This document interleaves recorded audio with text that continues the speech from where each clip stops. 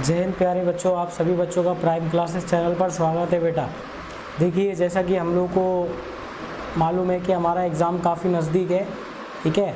और उसी को देखते हुए हम लोग जो है एनसीईआरटी के ऊपर बेस्ड इम्पोर्टेंट क्वेश्चंस कर रहे हैं, ठीक है बेटा। उम्मीद करता हूँ आप इन क्वेश्चंस को अच्छी तरीके से कर पा रहे होंगे और इसके पीछे के जो भी कॉन्सेप्ट्स होते हैं उसको भी हम लोग क्लियर करते हुए चल रहे हैं, ठीक है ना बच्चों। तो देखिए, यहाँ पे जो MCQs हम करेंगे वो आपके मिसलेनियस होंगे, मतलब सभी टॉपिक्स से होंगे बेटा, सारे टॉपिक्स से होंगे, मिक्स टॉपिक्स के ऊपर बेस्ड होंगे, ठीक है। तो चलिए बिना समय को वेस्ट करे शुरू करते हैं, ठीक है। देखो, पहला क्वेश्चन है, a dog can identify a person by their smell even after a long time because, मतलब ये कह रहे हैं कि एक जो डॉग होता है ना, ये एनिमल सेंस के ऊपर क्वेश्चन है, मैं आपको बता दूं। तो बेटा इसमें ये पूछा जा रहा है बच्चों, आप भी आंसर करते रहिए कमेंट बॉक्स के अंदर, और ठीक है ना। देखिए, इसमें ये पूछ रहा है कि एक डॉग जो है वो पर्सन को आइडेंटिफाई कर लेता है उसकी स्मेल से बहुत लंबे समय के बाद भी, मतलब वो याद रख पाता है उस व्यक्ति को उसकी स्मेल से, ऐसा कैसे, ठीक है। तो इसका आंसर बेटा हो जाएगा, क्योंकि हर एक पर्सन, ईच पर्सन के जो स्मेल फिंगरप्रिंट्स होते हैं ना, वो यूनिक होते हैं बेटा, और उसी स्मेल को वो जो डॉग होता है वो क्या कर लेता है, सेंस कर लेता है।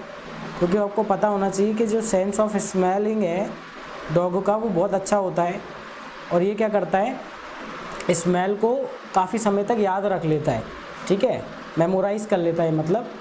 और दूसरी बार जब दिखता है वो पर्सन तो ये उसको आइडेंटिफाई कर लेता है, ठीक है ना बच्चों। इसलिए आपने देखा भी होगा कि डॉग हमारे नज़दीक आता है तो सबसे पहले हमें स्निफ करता है ना, स्निफिंग करता है बेटा, सूंघता है ना। चलो बहुत बढ़िया।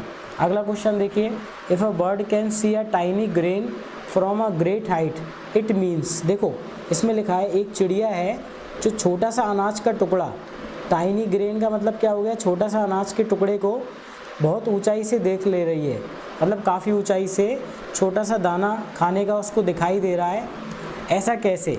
तो आप खुद सोचो, अगर उसको इतनी ऊंचाई से अच्छे से दिख रहा है कि अनाज का दाना कहाँ है, इसका मतलब उसका कौन सा सेंस ऑर्गन जो है वो बहुत एक्टिव है। सोचिए बेटा क्या आंसर होगा इसका। हाँ, इसका आंसर बेटा क्या होगा, देखिए देखने की क्षमता उसकी जो है वो अच्छी है ना, यानी कि जो उसका क्या है, साइट है, जो उसकी नज़र है वो क्या है, उसका बहुत शार्प है बेटा वो, ठीक है। इसी वजह से वो इतनी हाइट पे होने के बावजूद भी, जैसे कि आप एग्जाम्पल ले सकते हो, ईगल होता है ना, बाज हमारा, तो बाज क्या करता है, अपने शिकार को बहुत ऊंचाई से देख लेता है, ठीक है बेटा। तो उसका जो साइट होता है, मतलब सेंस ऑफ साइट होता है, यानी देखने का जो उसका सेंस होता है वो सबसे स्ट्रॉन्ग होता है, ठीक है बेटा। चलिए अगला क्वेश्चन देखिए, इसके बाद क्या है बेटा, वाई डू स्नेक रिलाई। आप बच्चे भी आंसर्स करते रहें कमेंट बॉक्स के अंदर, ठीक है बच्चों, और आंसर करते रहें, साथ ही साथ सेशन को शेयर करें, आपको मदद मिलेगी ज़रूर, है ना। आप जुड़े रहिए बस, ठीक है। चलिए, बाकी हम रेगुलरिटी मेंटेन करने की पूरी कोशिश करेंगे। कुछ बीच में हमारा गैप हो गया, कोई बात नहीं, बट हम फिर से कर रहे हैं, ठीक है, उस चीज़ को कंटिन्यू बेटा। Why do snake rely on sensing vibration instead of hearing, मतलब सुनने की बजाय वो वाइब्रेशन को सेंस करता है, ऐसा क्यों, ठीक है। कि मतलब एक तरीके से यहाँ ये बात करी जा रही है कि स्नेक जो है वो सुनता क्यों नहीं है ना, वो बेटा मतलब एक तरीके से आवाज़ को सुनता नहीं, बल्कि वाइब्रेशन जो होता है, जो कंपन होता है, उसको महसूस कर पाता है, ऐसा क्यों। तो मैं आपको बता दूं बच्चों कि उसका जो एक्सटर्नल ईयर होता है बेटा, उसका कोई भी ईयर नहीं होता, मतलब जैसे हमारा ये ईयर है ना, हमारे पास क्या है, डेडिकेटेड, या बहुत सारे जानवरों के पास डेडिकेटेड ईयर्स होते हैं, और उन ईयर्स के ज़रिए वो क्या कर पाते हैं, सुन पाते हैं। क्योंकि हमारे इस ईयर के अंदर बेटा ईयर कैनाल होती है जो वाइब्रेट करती है, फिर वो वाइब्रेशन या वो साउंड जो है हमारे ब्रेन तक पहुंचता है। लेकिन इनके केस में वो ईयर ही नहीं है। अब ईयर नहीं है तो फिर वो क्या करेगा, सुन तो पाएगा नहीं। इस वजह से वो क्या करता है, वाइब्रेशन को क्या करता है बेटा, सेंस करता है, वाइब्रेशन को सेंस करता है। तो बच्चों मैं आपको बता दूं आपकी जानकारी के लिए कि जो स्नेक है वो अपनी टंग का इस्तेमाल करके बेटा स्मेलिंग करता है। क्या करता है, उसकी जो जीभ होती है ना, उस जीभ से वो स्मेल करता है आसपास की चीज़ों को। ठीक है बच्चों, तो ये भी आप याद रखिएगा ज़रूर से। अगला देखिए, उम्मीद करता हूँ आपको क्वेश्चन का लेवल अच्छा लग रहा होगा और अच्छे क्वेश्चन ही हैं आज। ठीक है, आप देख पाएंगे कि किस तरह के क्वेश्चन जो है वो हम कर रहे हैं, जिससे आपको काफ़ी हेल्प मिलेगी पेपर में। चलिए, if an ant follow a trial of sugar, मतलब बेटा चीनी के कुछ दाने पड़े हुए हैं और चीनी के वो दानों के पीछे पीछे चिड़ी जो हमारी चींटी है वो चलती हुई चली जा रही है। बच्चों मैं आपको बता दूं, चींटी जो होती है आंट हमारी, वो अपने बॉडी से एक केमिकल रिलीज़ करती है जिसे कहते हैं फेरोमोन्स। ठीक है, फेरोमोन्स करके एक केमिकल होता है बेटा, इस केमिकल को वो रिलीज़ करती है आंट। अब इसी केमिकल को बाकी की चींटियाँ जो पीछे की है ना, वो सूंघती हैं, स्मेल को सेंस करती हैं उसी केमिकल की स्मेल को, और बेटा वो एक लाइन में चल पाती है। ठीक है, आपने देखा होगा चींटी हमेशा एक लाइन में चलती चली जाती है इस केमिकल के कारण। ठीक है, जब कभी चींटी को खतरा होता है या उसको मिल जाता है कहीं पे, मान लो कहीं खाना मिल गया, भोजन मिल गया, उस केस में बेटा चींटी ये जो आपका केमिकल है उसको रिलीज़ करती है। अब इस चींटी के बारे में ये बताया जा रहा है कि ये शुगर जो मतलब आपका ये आपकी मतलब शुगर है, चीनी है, तो चीनी के डेलों के पीछे पीछे कैसे आ रही है, मतलब उसे कैसे मालूम कि यहाँ पे चीनी डली हुई है, तो वहाँ आके इकट्ठी हो जाती हैं बहुत सारी, ऐसा वो क्यों कर पाती है? इसके पीछे उसका बेटा कौन सा सेंस होगा? तो बिल्कुल बच्चों, आप भी मुझे लगता है यही आंसर लगाओगे। अभी मैं आपको बता भी रहा था कि वो जो चींटी है उसका स्मेलिंग सेंस अच्छा होता है। ठीक है, और उसी सेंस का इस्तेमाल करके वो क्या कर पाती है, बाकी चींटियों को भी फॉलो कर पाती है। ठीक है बच्चों, अगला देखिए, when a person has cold food seems to have less taste because. देखिए बच्चों, बहुत अच्छा क्वेश्चन है, ये हम ह्यूमंस के ऊपर ही बेस्ड है बेटा। ठीक है, हमारे ह्यूमन सेंस के ऊपर है। देखिए इसमें पूछा गया कि जब हमें कभी सर्दी हो जाती है, कोल्ड हो जाता है बेटा, तो हमारे खाने का टेस्ट जो है वो हमें समझ में क्यों नहीं आता? आपने देखा होगा कि आपको कभी फीवर वगैरह हो जाता है ना, तो आप कुछ खाते हो तो आपको वो टेस्ट ही समझ में नहीं आता खाने का, है ना? आपको टेस्ट नहीं समझ में आता कि मतलब मैं क्या खा रहा हूँ, मीठा खा रहा हूँ, खट्टा खा रहा हूँ, अजीब सा हो जाता है टेस्ट मुँह का। ऐसा क्यों होता है बेटा? ठीक है, तो इसका आंसर क्या है? तो देखिए उस हमारा जो नोज़ होता है बेटा, देखिए दो चीज़ होती है, एक तो स्मेल, हमारी स्मेलिंग सेंस वीक हो जाता है, और एक हमारा टेस्ट बेटा, हमारे टेस्ट बड जो होते हैं, टेस्ट बड वो इनएक्टिव हो जाते हैं, अच्छे से काम नहीं कर पाते। और जो हमारी नोज़ होती है ना, नोज़ बेटा ब्लॉक हो जाती है। आपने देखा होगा हमारे नाक के अंदर म्यूकस बनने लग जाता है बहुत ज़्यादा। ठीक है, एक चिपचिपा सा मतलब कुछ सब्सटेंस बनने लगता है बेटा, जिस वजह से स्मेल जो होती है वो अच्छे से हमारे ब्रेन में सेंस नहीं हो पाती है। ठीक है, मतलब स्मेल सही से सेंस नहीं होती।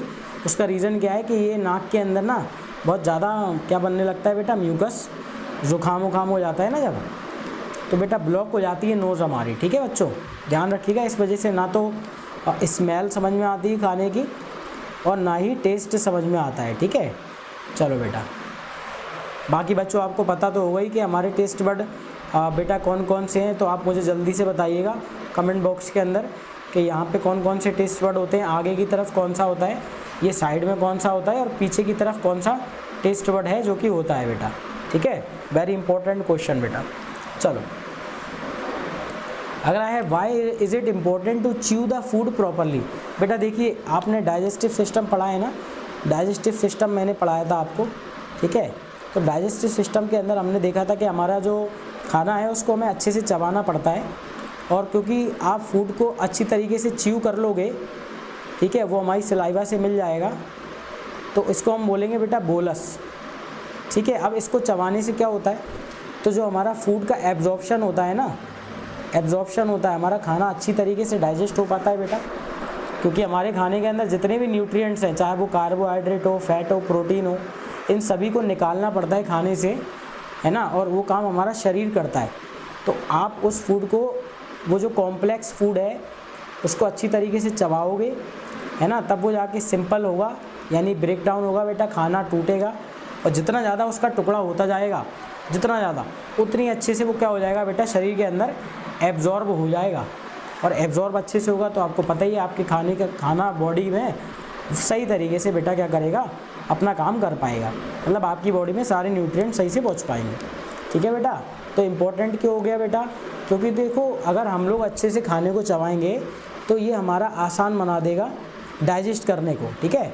हमारा जो है ये हमारा सलाइवा के साथ मिक्स हो जाएगा और मुंह के अंदर हमारा डाइजेशन बेटा स्टार्ट हो जाएगा, ठीक है। अच्छे से हम चबाएंगे, इससे हमारा डाइजेशन ईजी भी हो जाएगा खाने का, और चबाने के बाद वो हमारे मुंह के अंदर ही हम चबाते हैं। हमारे 4 दांत होते हैं ना बेटा, इंसीजर होता है ना बच्चों, बताया था हमने आपको, कैनाइन्स होता है, मोलर्स होता है और प्रीमोलर होता है। तो बेटा ये सब दांत मिलके क्या करते, अच्छी तरीके से खाने को काटते, चबाते, फाड़ते और अच्छी तरीके से ग्राइंड करते, मैश करते हैं बेटा। फिर वो हमारी सलाइवा के साथ मिल जाता है और मुंह के अंदर ही पाचन स्टार्ट हो जाता है। बच्चों आपको ये भी बात ध्यान रखना पड़ेगी कि माउथ के अंदर ही हमारा जो डाइजेशन होता है बेटा वो शुरू हो जाता है, ठीक है। डाइजेशन स्टार्ट हो जाता है बच्चों, ये ध्यान रखना, ठीक है बच्चों। चलिए अगला देखते हैं बेटा, what happen to the food that is not absorb by the small intestine. बेटा देखिए इसमें पूछा गया है जो खाना हमारा बॉडी में एब्जॉर्ब नहीं होता बेटा, जो खाना हमारा एब्जॉर्ब नहीं होता बेटा, तो वो खाना जो एब्जॉर्ब नहीं होगा उसके साथ क्या होगा मतलब। तो देखिए जो हमारा खाना एब्जॉर्ब नहीं होगा, और स्मॉल इंटेस्टाइन में आपको पता होना चाहिए, स्मॉल इंटेस्टाइन में बेटा अच्छी तरीके से खाने का क्या होता है, एब्जॉर्प्शन होता है। और यहाँ पे एब्जॉर्प्शन कंप्लीट होने के बाद खाना कहाँ चला जाता है, लार्ज इंटेस्टाइन में। अब लार्ज इंटेस्टाइन के अंदर क्या होता है, हमारे खाने के अंदर से जो वाटर और मिनरल्स होते हैं, ठीक है, वाटर होता है और मिनरल्स होते हैं, उसको अच्छी तरीके से क्या किया जाता है, एब्जॉर्ब किया जाता है। मतलब बचे हुए खाने में से भी कुछ पानी और कुछ मिनरल्स, ठीक है, जैसे कि आयरन, पोटेशियम, जो भी कुछ बचा होगा बेटा उसको एब्जॉर्ब किया जाता है। और ये काम होता है कहाँ पे, लार्ज इंटेस्टाइन में। और ये किस खाने के साथ होगा बेटा, जो खाना स्मॉल इंटेस्टाइन में एब्जॉर्ब नहीं हुआ होगा वो, ठीक है ना बेटा, यानी कि अनडाइजेस्टेड फूड है ना, अनडाइजेस्टेड फूड हम इसको कह सकते हैं। इसलिए आप ध्यान रखना बच्चों के लार्ज इंटेस्टाइन में खाना पचता नहीं है, खाना पचता नहीं है, ओनली वाटर और मिनरल एब्जॉर्ब होते हैं। जो खाना पचने का काम है वो माउथ के अंदर होता है पहले तो, फिर बेटा स्टोमक के अंदर होता है, उसके बाद होता है स्मॉल इंटेस्टाइन में। ये 3 ही जगहों पे खाना हमारा अच्छी तरीके से पचता है, ठीक है बच्चों। चलो आगे देखो,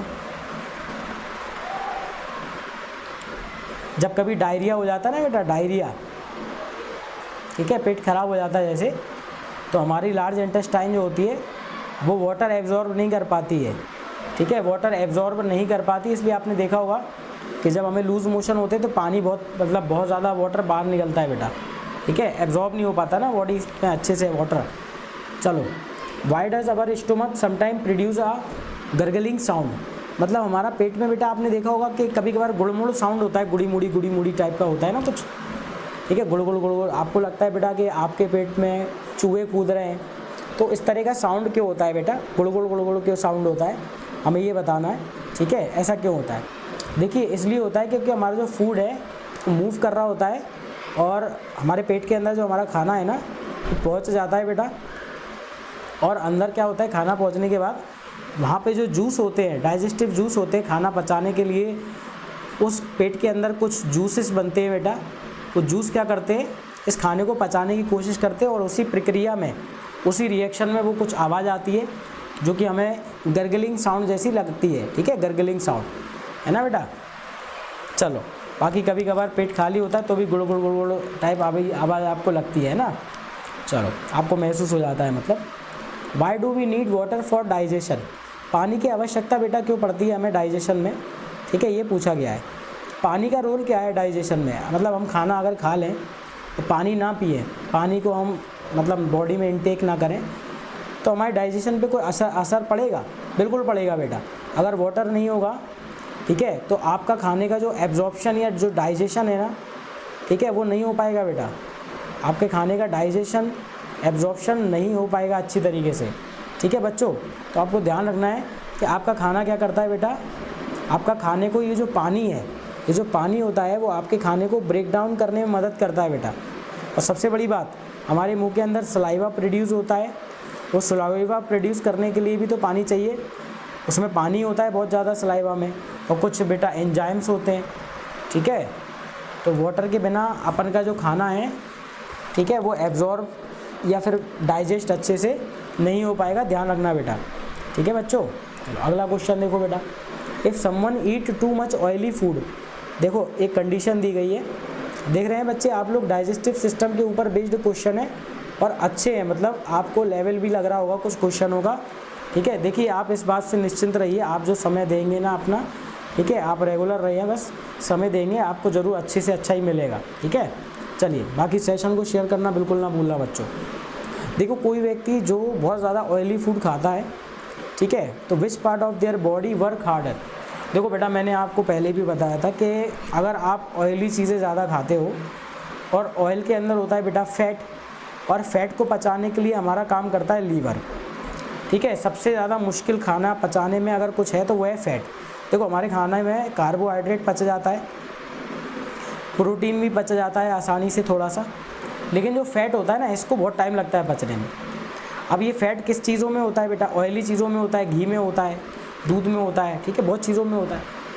तो ये फैट पचाने के लिए हमारा जो लीवर है ये बेटा बाइल जूस प्रोड्यूस करता है, आपको मैंने बताया भी होगा, बाइल जूस प्रोड्यूस करता है। वो बाइल जूस हमारी स्मॉल इंटेस्टाइन में जाके क्या करता है, इस फैट को पचाता है, मतलब फैट का बड़ा सा टुकड़ा होता है इसको छोटा छोटा तोड़ देता है ये बाइल जूस जो है, ठीक है बेटा। अब अगर आपका फूड ऑयली है तो बेटा आपका कौन सा बॉडी वर्क करेगा, पार्ट वर्क करेगा बेटा, लीवर वर्क करेगा, लीवर ही करेगा। लीवर हमारा सबसे बड़ा ऑर्गन भी है, ठीक है, सबसे बड़ा ऑर्गन भी है बॉडी के अंदर। तो लीवर आपने देखा भी होगा कि लीवर जैसे कोई डॉक्टर है ना, जैसे मान लो आपको तला भुना मना करेगा खाने को, ठीक है, तो अगर कोई लीवर डिसऑर्डर होगा ना, कोई मान लो जैसे लीवर की प्रॉब्लम है, मान लो जॉइंटिस है, जॉइंटिस में ही लीवर में दिक्कत हो जाती है, सूजन वूजन आ जाती है, पीलिया जो होता है बेटा, तो अब ये जॉइंटिस यानी पीलिया में आपका लीवर इफेक्ट होता है, ये ऑर्गन अफेक्ट होता है, तो डॉक्टर तुरंत आपको ऑयली चीज़ें खाने से मना कर देगा। वो कह देगा भाई ऑयली मत खाओ, इससे आपके लीवर के ऊपर और जोर पड़ेगा और वो अच्छे से काम नहीं कर पाएगा, ठीक है, दिक्कत भी होगी बेटा, लीवर के ऊपर बहुत लोड पड़ता है फिर, इसलिए हमें ऑयली चीज़ों को थोड़ा सा हिसाब से खाना चाहिए, ठीक है। ऑयल अच्छा तो लगता है, ऑयली चीज़ें अच्छी तो लगती है, चाहे वो मोमोज़ हों, चाहे वो कुछ भी चीज़ें हो, मतलब है ना A to Z, लेकिन बेटा वो हमारी बॉडी में अंदर एब्जॉर्ब होने में बहुत टाइम लगता है, बहुत दिक्कत करता है, मतलब ठीक है। चलो अब नहीं खाओगे तो भी दिक्कत हो जाएगी, खाना भी ज़रूरी है, हमारी बॉडी में ग्रीसिंग का काम करता है ऑयल, है ना, ग्रीसिंग का काम करता है, तो खाना ज़रूरी तो है बट एक एडिक्वेट अमाउंट में, है ना। कैसा अमाउंट होना चाहिए बेटा, एडिक्वेट अमाउंट होना चाहिए, मतलब एक सही मात्रा में खाना है, ठीक है, अति नहीं करनी है किसी चीज़ की। चलिए बच्चों अगला देखते हैं, why do some seeds have a hard covering. बेटा ये पूछा गया किसी भी सीड की कवरिंग इतनी हार्ड क्यों होती है बेटा। अब आप इसका दिमाग से आंसर दे सकते हो सोच के खुद ही, अगर ये कवर है सीड के ऊपर और इतना हार्ड है बेटा, तो कहीं ना कहीं उसके अंदर जो प्लांट है, ठीक है, उसको प्रोटेक्ट करने के लिए है ना बेटा, उस प्लांट के जीवन को बचाने के लिए ही तो ये सुरक्षा दी गई है। ये तो कुछ ऐसा हो गया जैसे कि टर्टल है ना, टर्टल के ऊपर शेल क्यों है इतना हार्ड, या हमारे ऊपर बेटा इतना बड़ा कंकाल तंत्र क्यों लगा हुआ है, हड्डियाँ क्यों लगी हैं। तो बेटा ये जो हमारे शरीर के अंदर जो भी डेलिकेट ऑर्गन्स हैं, ठीक है, कमज़ोर कमज़ोर चीज़ें उनको बचाने के लिए। तो देखिए बेटा इसका आंसर क्या हो जाएगा बच्चों कि हमें मतलब एक सीड को डैमेज से बचाने के लिए, है ना, डैमेज से बचाने के लिए, या बेटा हार्श कंडीशन से बचाने के लिए, है ना। मान लो बहुत तेज़ बाहर सर्दी पड़ रही है एकदम, मतलब या बहुत गर्मी पड़ रही है, तो बेटा ये जो बाहर की कवरिंग होगी ना, ये अंदर वाले पौधे को सेफ करी रहेगी, है ना, समझ में आ रही है, एक तरह का प्रोटेक्शन का काम कर रही है बेटा, ठीक है। इसे हम क्या बोलते हैं बेटा, बाहर की कवरिंग को टीस्टा बोलते हैं, क्या बोलते हैं बेटा, टीस्टा। और अंदर जो ये चीज़ होती है इसे क्या बोलते हैं, है ना, इसको हम लोग बोलते हैं जहाँ से बेटा इस पौधे को खाना मिलता है उसे हम बोलते हैं एंडोस्पर्म, है ना बेटा, एंडोस्पर्म बोलते हैं, ठीक है बच्चों। और जो ये लीफ जैसा होता है इसे हम बोल देते हैं कॉटिलेडॉन, क्या बोल देते हैं बेटा, कॉटिलेडॉन। चलिए अगला क्वेश्चन है बेटा, if a seed is carried far away from its parent plant what is the advantage. देखिए अगर कोई पेरेंट प्लांट है, यानी कि एक मान लीजिए कि ये पौधा है, एक प्लांट है, और इस प्लांट का जो बीज है बेटा, जैसे कि आपका प्लांट लगा हुआ है उसमें जो बीज होते हैं, ठीक है, वो बीज दूर क्यों चला जाता है, मतलब उस बीज को अपने प्लांट से दूर जाना ज़रूरी क्यों है। मतलब आप ऐसे सोचो कि प्लांट लगाए तो प्लांट के बगल ही में बीज गिर जाने देते, कोई दिक्कत नहीं थी, यहीं उग जाएंगे पेड़, क्या दिक्कत है, यहीं बगल ही में उग जाएंगे पेड़। इतनी दूर क्यों जा रहा है बीज, मतलब इतनी दूर तक ट्रैवल करके कैसे जा रहा है, हवा से जा रहा है, जानवर के द्वारा जा रहा है, कैसे भी जा रहा है, बट क्यों जा रहा है? ये दूर इसलिए जा रहा है बेटा जिससे कि इसको ना अच्छी तरीके से स्पेस मिल सके और बेटा इसे रिसोर्स मिल सके। अगर मान लो यहीं पे कहीं पे आपने बहुत सारे बीज इकट्ठे करके डाल दिए तो बेटा ये ना आपस में लड़ मरेंगे बेटा, खाने पीने के लिए, हवा के लिए, पानी के लिए, सनलाइट के लिए, इनको बहुत संघर्ष करना पड़ेगा और इनमें से ना कोई भी अच्छी तरीके से पनपेगा नहीं बेटा, किसी की भी ग्रोथ अच्छी तरीके से नहीं होगी बच्चों। तो इसी स्पेस के लिए, इसी चीज़ के लिए बेटा, इसी स्पेस के लिए या पानी अच्छे से मिले, सनलाइट अच्छे से मिले, इसी के लिए जो बीज होता है, ठीक है, वो दूर तक जाता है। अब वो खुद तो चल के जाएगा नहीं, पैर तो लगे नहीं है उसकी बॉडी में कुछ ना कुछ फीचर्स होते हैं, जैसे मान लो कांटे होंगे, कांटे से होंगे तो किसी की बॉडी पे चिपक के चला जाएगा।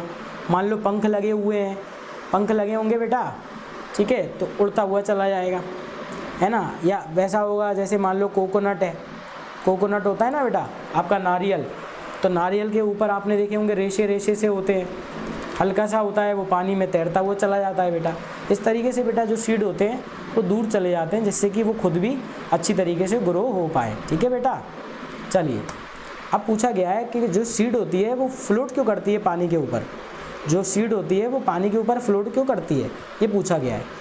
तो देखिए बेटा, अगर हमारे पास जो बीज है, जो सीड है, जैसे कोकोनट की हम बात कर रहे थे, और ये फ्लोट करता हुआ पानी के ऊपर जा रहा है, ठीक है, क्यों जा रहा है बेटा ये पानी के ऊपर फ्लोट करता हुआ, है ना, क्यों जा रहा है बेटा, जिससे कि ये जहाँ से आया है, मान लो यहाँ कोई पेड़ लगा होगा कोकोनट का, ठीक है, यहाँ कोई पेड़ लगा होगा, ठीक है, इसमें बेटा ये कोकोनट लटक रहे होंगे, ठीक है। अब ये कोकोनट इस पानी में गिर गए, अब ये कोकोनट अगर यहीं गिर जाता कहीं अगल बगल में तो ये ग्रो हो पाता बेटा, अच्छे से नहीं हो पाता। अब ये पानी से दूर तक ट्रैवल करता हुआ जाएगा और कहीं जाके बेटा ये खुद एक पेड़ बन जाएगा, फिर ये वैसे का वैसे ही एक बड़ा सा पेड़ निकल आएगा, तो ये अच्छा रहेगा ना उसके लिए। इसलिए वो बेटा नई प्लेस पे जाने के लिए, न्यू प्लेस तक ट्रैवल करने के लिए या इंडिपेंडेंट होने के लिए, ग्रो होने के लिए, ठीक है, पनपने के लिए बेटा वो दूर जाता है, ठीक है। चलिए, फ्लोट करता है। चलो बेटा, बहुत बढ़िया। उम्मीद करता हूँ आपको अच्छी तरीके से मेरी बात समझ में आ रही होगी बच्चों, और सेशन से जुड़े रहिए, ठीक है, और सेशन को शेयर ज़रूर करिए, ठीक है। बाकी क्वेश्चन का स्तर आप देखिए, आज अच्छा का अच्छा है, आपको आगे भी ऐसे ही मिलेगा बेटा। What happen if a seed is planted in a very dry soil, पूछा गया बेटा अगर हमने किसी सीड को, ठीक है, एक ड्राई सॉइल में लगा दिया, हमारे पास एक सॉइल है, मिट्टी है बेटा, और मिट्टी बिल्कुल सूखी हुई है, उसमें कोई पानी नहीं है ना, एकदम से ड्राई सी मिट्टी है, सूखी साखी सी मिट्टी में हमने वो बीज लगा दिया, तो आपको क्या लगता है बेटा, अगर आप ऐसी सूखी मिट्टी में बीज लगाओगे हैं जिसमें पानी नहीं है बेटा, आप बताओ पानी के बिना क्या जीवन है बेटा, पानी के बिना क्या वो बीज जो है उसको पानी नहीं मिलेगा तो क्या बेटा वो फूटेगा, क्या बेटा उसके ऊपर का बकला हटेगा, क्या बेटा उसमें से वो पेड़ निकलेगा, क्या उसका जर्मिनेशन होगा? तो आप कहेंगे बेटा नहीं होगा, आप बोलेंगे जर्मिनेशन नहीं होगा बेटा, और जर्मिनेशन नहीं होगा, इसका आंसर क्या हो गया, सी हो गया, ठीक है बच्चों। चलिए, अगली बार हम हिंदी भी ले आएंगे आपके लिए लगा के, अभी क्या है कि थोड़ा इंग्लिश में है इसलिए मैं समझाता हुआ चल रहा हूँ, तो आप परेशान ना होना बेटा, नेक्स्ट टाइम आपको हिंदी के साथ मिलेगा, ठीक है। चलो, बाकी एक बच्चे आप लोग एक बात ज़रूर देखा करो कि सारे ऑप्शंस ज़रूर पढ़ा करो बेटा, और ऑप्शंस को पढ़ के देखा करो समझ से, अपनी बुद्धि का उपयोग करके, क्या ऑप्शन रिलेवेंट ऑप्शन है, क्या जो क्वेश्चन पूछ रहा है उसके हिसाब से ऑप्शन जा रहा है, अगर जा रहा है तो ठीक है। अब जैसे ये वाला क्वेश्चन था, इस क्वेश्चन में सीधा सीधा लिखा है कि एक मिट्टी है जो कि ड्राई है, बहुत ज़्यादा ड्राई है, मतलब उसमें पानी है ही नहीं, ड्राई मतलब क्या होता है, सूखी मिट्टी।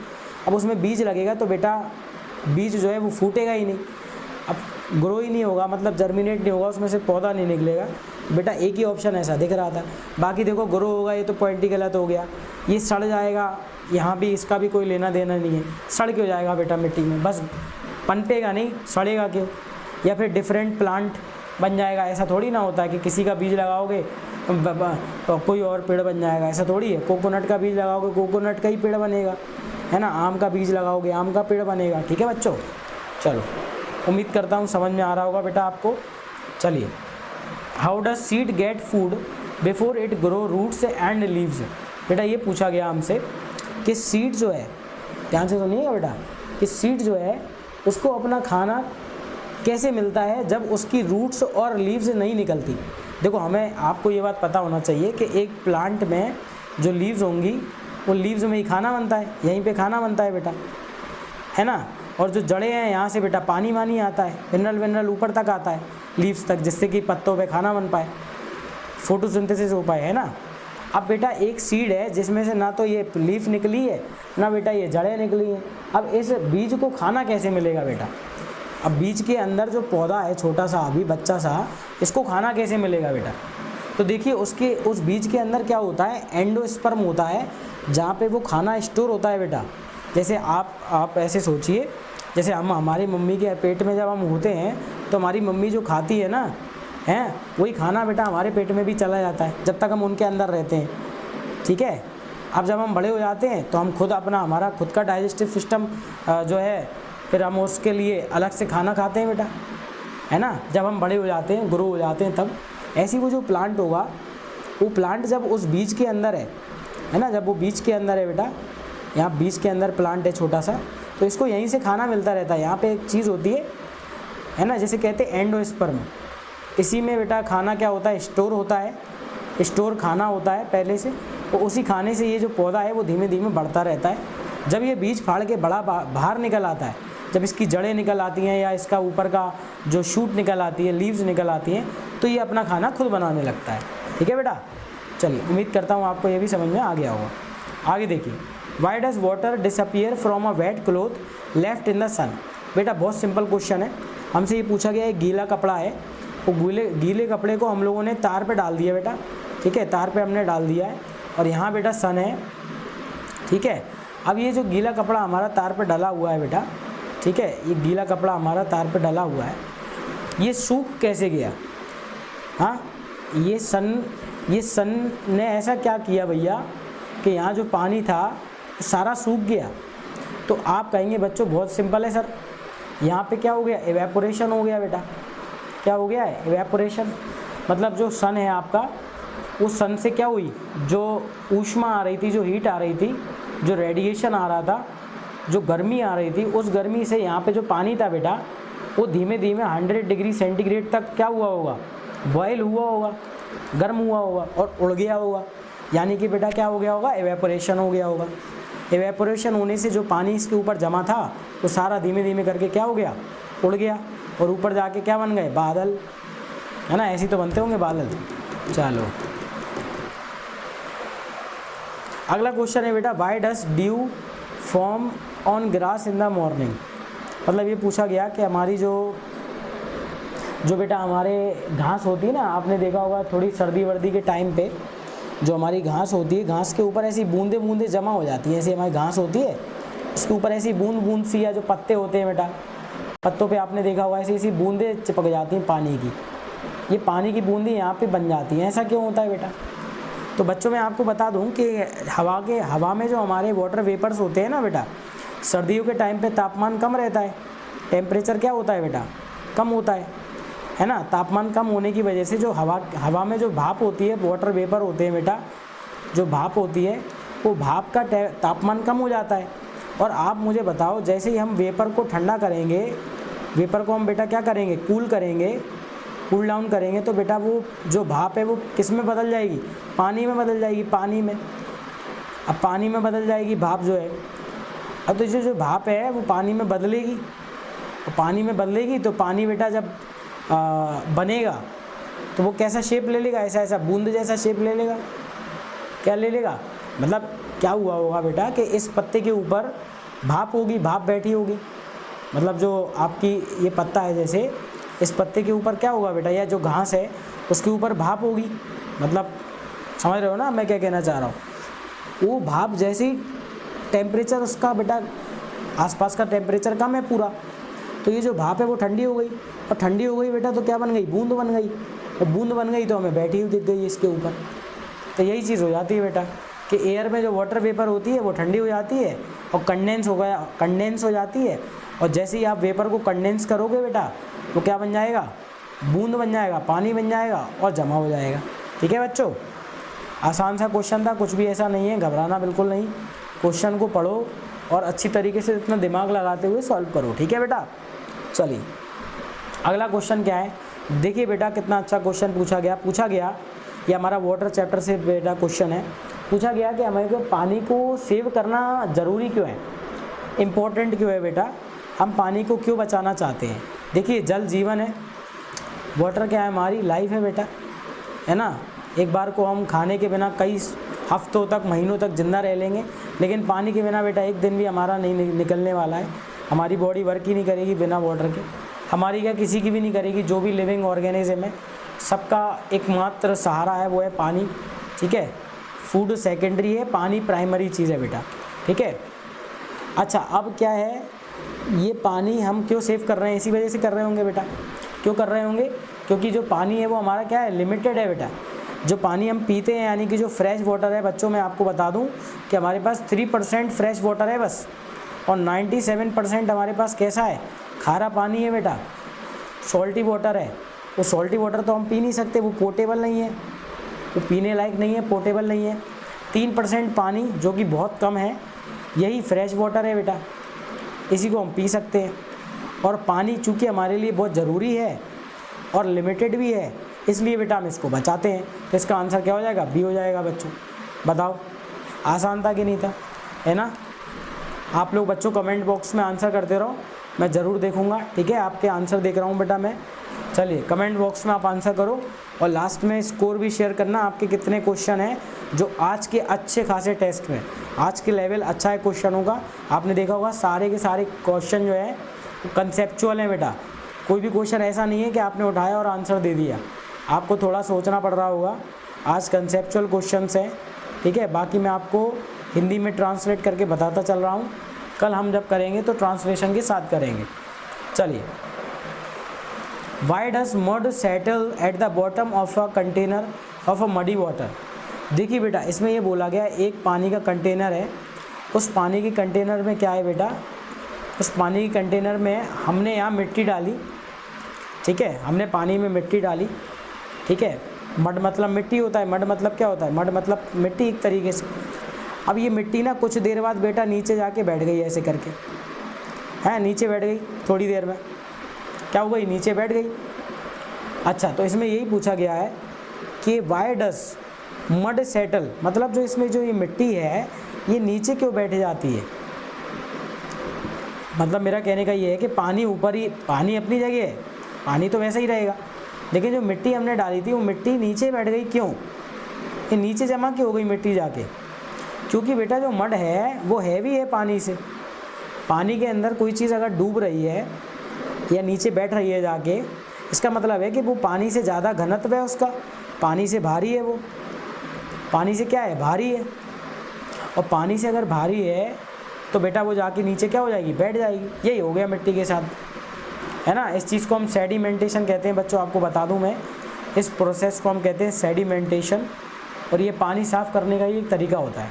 ठीक है, चलिए, what happen when you put some stone in a glass of water. क्या होगा बेटा, जैसे अब अपन कंटेनर है, इसमें पानी है, इसमें आप स्टोन्स डालोगे। अब आप जब पत्थर डालोगे तो बेटा वो पत्थर अंदर जाएगा, वहाँ पानी को क्या करेगा, हटाएगा, डिस्प्लेस करेगा, वाटर को डिस्प्लेस करेगा, हटाएगा वहाँ से, तो पानी का जो लेवल है वो थोड़ा थोड़ा क्या होने लगेगा, बढ़ने लगेगा। ठीक है, तो इसका ऑप्शन कौन सा हो जाएगा बच्चों, ऑप्शन नंबर हो जाएगा बी।